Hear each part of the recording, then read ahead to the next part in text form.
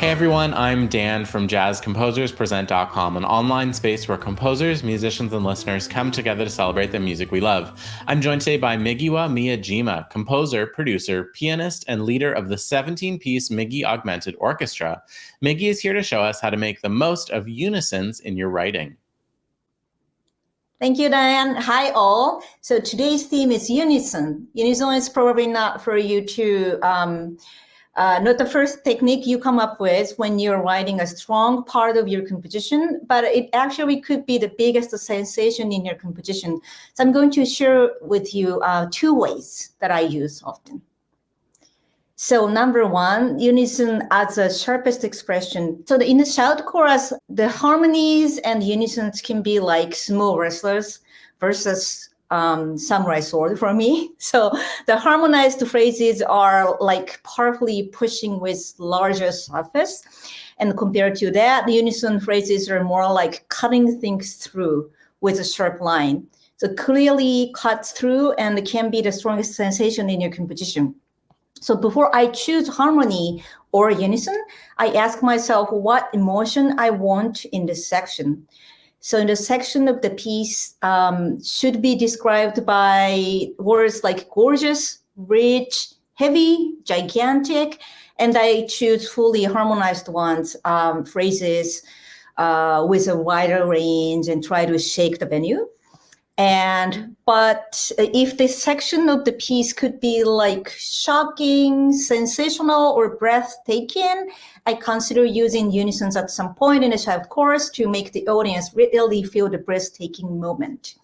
So let's hear this example from my big band version of Hope for Hope composition from the album Colorful. So in this entire composition, this particular section makes the maximum level of both emotion-wise and volume-wise.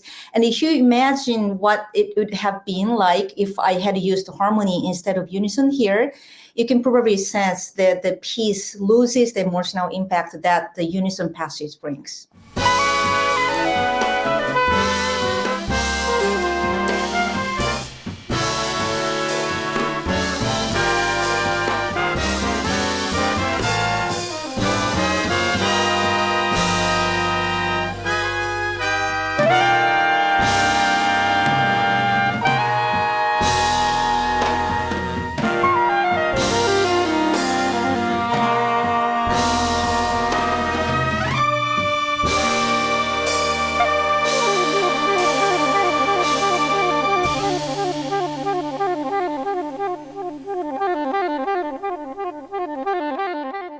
So when you use this technique, make sure that the players have enough air to play the strong unison. In this case, I have secured this much space for the trumpet section to get ready. And during that time, soprano saxophone is playing the lead for that entire band.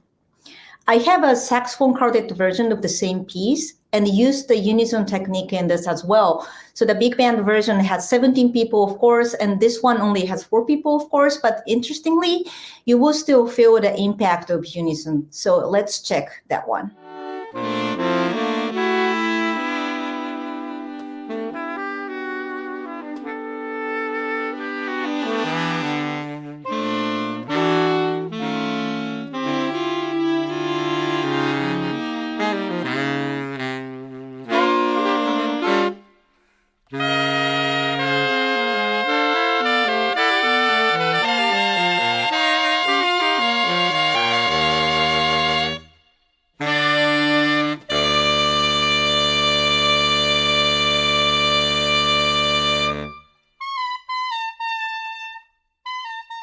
This one is not released, but it's going to come out probably in 2024.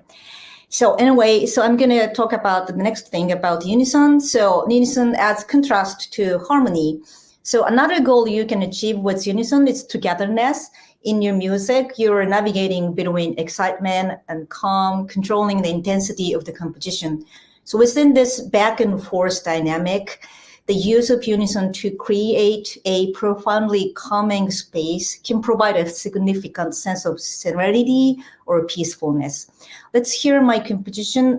This is called The Blooming Season, the fourth movement of the Reconciliation Suite I wrote for this special string quartet, Ethel, with amazing flutist. Her name is Alison Loggins-Fall. So you will hear that the unison section works as a nice and calm valley in between those two exciting sections of the composition.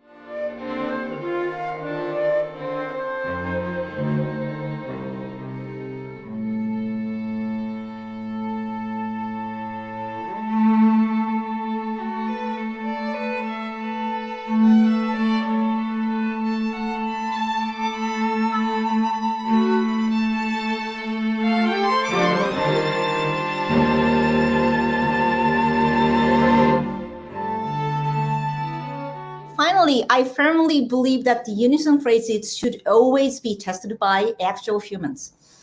What I wanted to convey with the picture on the left side is the fact that even if you digitally layer sound, they do not overlap. No matter how many trumpet sounds you layer, when you play it back, they're just perceived as a single sound by your ears, and you won't hear the effect of the overlapping. So with the real humans, of course, that this really slight differences blend together beautifully and creating the magic of unison.